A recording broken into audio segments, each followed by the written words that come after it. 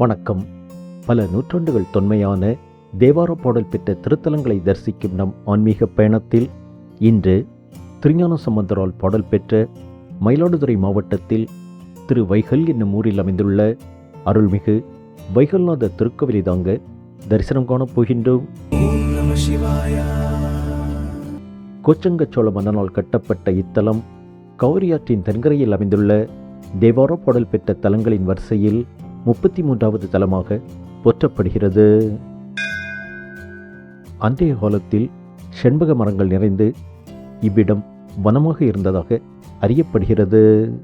அதனால் இத்தலத்தில் உறையும் ஈசனுக்கு செண்பக ஆரண்யேஸ்வரர் என்றும் வைகல்நாதர் என்றும் திருப்பெயர் வழங்கப்படுகிறது. சிவனே போற்றி, என் நாட்டவர்க்கும் இறைவா போற்றி, ஈசனடி போற்றி, எந்தையடி போற்றி, தேசனடி போற்றி, சிவன் தேவடி போற்றி.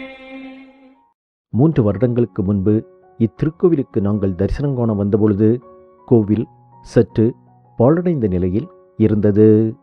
ஆனால் தற்பொழுது திருப்பணிகள் நடைபெற்று குடமுழுக்கும் நடைபெற்று புதுப்பொலிவுடன் காட்சியளிக்கின்றது திருக்கோவில்.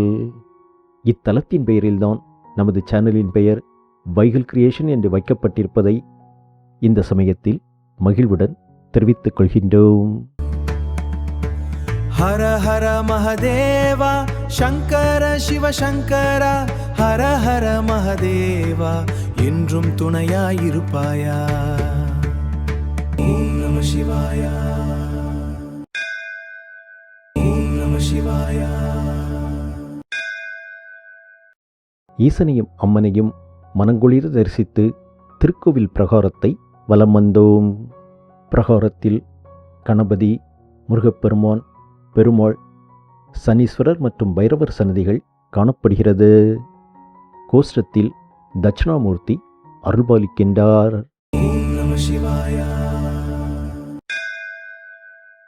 இயற்கை எழில் கொஞ்சம் கிராமத்தில் அமைதியாக காட்சியளிக்கின்றது திருக்கோவில்.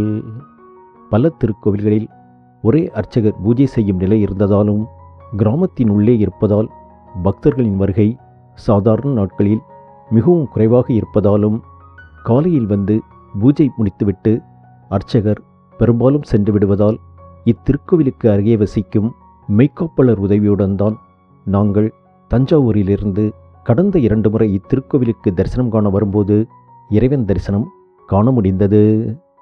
ஆனால் இந்த முறை ஏற்கனவே அர்ச்சகரை தொடர்பு கொண்டு இறைவனுக்கு அபிஷேகம் மற்றும் ஆராதனை வழிபாட்டுக்கு ஏற்பாடு செய்துவிட்டு வந்தமையால் ஏகாந்தமாக இறைவனுக்கு நடந்த அபிஷேக ஆராதனைகளை கண்டு மகிழும் பேறு பெற்றோம்.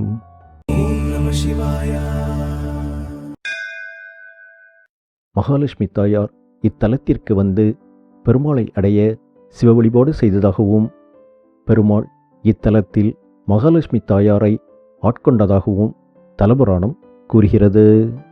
இந்த தலபுராண வரலாற்றின்படி சிவ ஆலயமான இத்தலத்தில் பெருமாளுக்கும் தனி சன்னதி அமைக்கப்பட்டுள்ளது. மனம் குளிர இறைவனையும் அம்மனையும் தரிசனம் கண்டு கோவில் பிரகாரத்தில் சில மணித்துளிகள் அமர்ந்திருந்தோம். அந்த இயற்கையான சூழலும் அப்போது பெய்து கொண்டிருந்த மழையும் அங்கு நிலவிய அமைதியும் மனதிற்கு மகிழ்ச்சியை தந்தது. ஓம் நம சிவாய, ஓம் நம சிவாய. மீண்டும் ஒரு திருக்கோவில் தரிசனத்தில் சந்திப்போம். உங்கள் ஆதரவுக்கு நன்றி. வணக்கம். ஓம் நம சிவாய. என்றும் பாடுவேன் சிவநாமம்.